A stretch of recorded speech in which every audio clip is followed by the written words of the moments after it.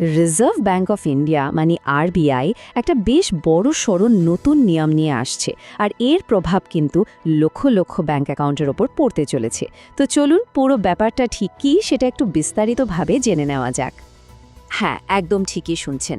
আসছে ২০২৬ সালের ১ জানুয়ারি থেকে নির্দিষ্ট ৩ ধরনের ব্যাঙ্ক অ্যাকাউন্ট কিন্তু বন্ধ করে দেওয়া হবে। এই তারিখটা মাথায় রাখা কিন্তু খুব জরুরি, কারণ এর প্রভাব সরাসরি লক্ষ লক্ষ গ্রাহকের ওপর পড়তে পারে।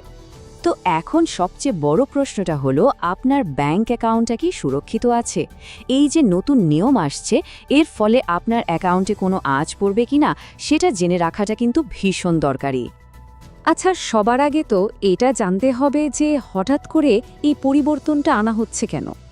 আসলে আরবিআইয়ের এই পদক্ষেপটা হলো ভারতের পুরো ব্যাংকিং সিস্টেমকে আরও বেশি সুরক্ষিত করার একটা প্রদমন চেষ্টা। দেখুন, এই নতুন নিয়মের পেছনে বেশ কয়েকটা বড় উদ্দেশ্য আছে। প্রথমত, ব্যাংকিং ফ্রড আর হ্যাকিং কমানো, সেই সাথে ডিজিটাল ব্যাংকিংয়ের সিকিউরিটি আরও জোরদার করা, সিস্টেমে যদি কোনো দুর্বলতা বা ফাঁকফোকর থাকে সেগুলোকে বন্ধ করা, আর অবশ্যই গ্রাহকদের জন্য আরও ভালো সুরক্ষা নিশ্চিত করা। সব মিলিয়ে বললে পুরো সিস্টেমের স্বচ্ছতা আর কার্যকারিতা বাড়ানোই হলো আসল লক্ষ্য।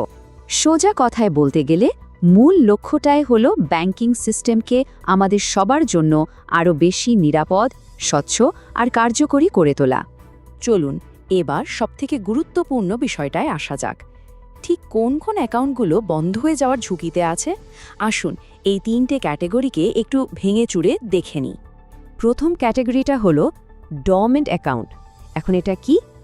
ধরুন কোনো অ্যাকাউন্টে গত ২ বছর বা তারও বেশি সময় ধরে কোনো লেনদেনই হয়নি, মানে না টাকা জমা পড়েছে না টাকা তোলা হয়েছে। এই অ্যাকাউন্টগুলোকেই ডরমেন্ট বলা হয়। আর সমস্যাটা হলো, এই অ্যাকাউন্টগুলো যেহেতু কেউ সেভাবে নজর রাখে না, তাই এগুলো হ্যাকারদের জন্য একটা সহজ টার্গেট হয়ে যায়। দ্বিতীয়টা হলো ইনঅ্যাক্টিভ অ্যাকাউন্ট। এটাও অনেকটা ডরমেন্ট অ্যাকাউন্টের মতোই ঝুঁকিপূর্ণ। পার্থক্যটা শুধু সময়ের। কোনো অ্যাকাউন্টে যদি টানা ১২ মাস বা ১ বছর ধরে কোনো লেনদেন না হয়, তাহলে সেটা ইনঅ্যাক্টিভ অ্যাকাউন্টের তালিকায় চলে আসে। আর এগুলোরও কিন্তু অপব্যবহার হওয়ার ঝুঁকি অনেক বেশি। আর ৩ নম্বরটা হলো জিরো ব্যালেন্স অ্যাকাউন্ট। তবে এখানে একটা খুব জরুরি বিষয় আছে, একটু মন দিয়ে শুনুন। সব জিরো ব্যালেন্স অ্যাকাউন্ট কিন্তু বন্ধ হচ্ছে না। যেমন ধরুন জনধন অ্যাকাউন্ট বা অন্য কোনো সক্রিয় জিরো ব্যালেন্স অ্যাকাউন্ট যেখানে নিয়মিত লেনদেন হয়, সেগুলোর কোনো চিন্তা নেই। সমস্যাটা শুধু সেই অ্যাকাউন্টগুলো নিয়ে যেগুলোতে দীর্ঘদিন ধরে ব্যালেন্স শূন্য হয়ে পড়ে আছে আর কোনো রকম অ্যাক্টিভিটিও নেই। তাহলে এখন প্রশ্ন হলো, কি করা উচিত? দেখুন, ঘাবড়ানোর কিন্তু কিচ্ছু নেই। নিজের অ্যাকাউন্টকে সুরক্ষিত আর অ্যাক্টিভ রাখার জন্য খুব সহজ কয়েকটা স্টেপ আছে। অ্যাকাউন্ট অ্যাক্টিভ রাখাটা কিন্তু একদমই সোজা। জাস্ট একটা ছোট্ট লেনদেন করে ফেলুন। অল্প কিছু টাকা কাউকে পাঠান বা কারো থেকে নিন। এমনকি যদি ৫০ বা ১০০ টাকাও অ্যাকাউন্টে জমা করেন, তাহলেও কিন্তু কাজ হয়ে যাবে। আর যদি সম্ভব হয়, অ্যাকাউন্টে সামান্য কিছু ব্যালেন্স মেনটেন করাটাও একটা খুব ভালো উপায়। কিন্তু ধরুন কোনো কারণে অ্যাকাউন্টটা এর মধ্যেই বন্ধ হয়ে গেছে, তাহলেও বলছি একদম চিন্তা করবেন না।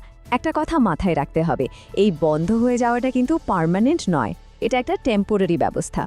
অ্যাকাউন্টটা আবার চালু করতে গেলে আপনার কেওয়াইসি বা নো ইয়োর কাস্টমার ডকুমেন্টগুলো লাগবে। কি কি লাগবে? আপনার Aadhaar card, PAN card, voter ID card আর তার সাথে ব্যাংক থেকে দেওয়া একটা কেওয়াইসি ফর্ম। আর বন্ধ অ্যাকাউন্ট আবার চালু করার প্রসেসটাও খুব সিম্পল। আপনাকে শুধু নিজের ব্যাংকের ব্রাঞ্চে যেতে হবে। সেখানে গিয়ে আপনার কেওয়াইসি ডকুমেন্টগুলোর একটা করে কপি জমা দিন।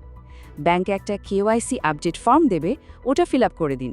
ব্যাস, আপনার কাজ শেষ। এরপর ব্যাংকই আপনার অ্যাকাউন্টটা আবার অ্যাক্টিভেট করে দেবে। এটা তো বোঝাই যাচ্ছে যে আরবিআইয়ের এই পুরো উদ্যোগটা গ্রাহকদের সুরক্ষার কথা মাথায় রেখেই নেওয়া হয়েছে। কিন্তু আসল প্রশ্নটা হলো, এই নতুন নিয়মটা ব্যাংকিং ফ্রড কমাতে সত্যি কতটা কাজে দেবে? এর উত্তর তো সময় বলবে। তবে ব্যাংকিং সিকিউরিটির দিকে এটা যে একটা বিরাট বড় পদক্ষেপ, সে বিষয়ে কোনো সন্দেহই নেই।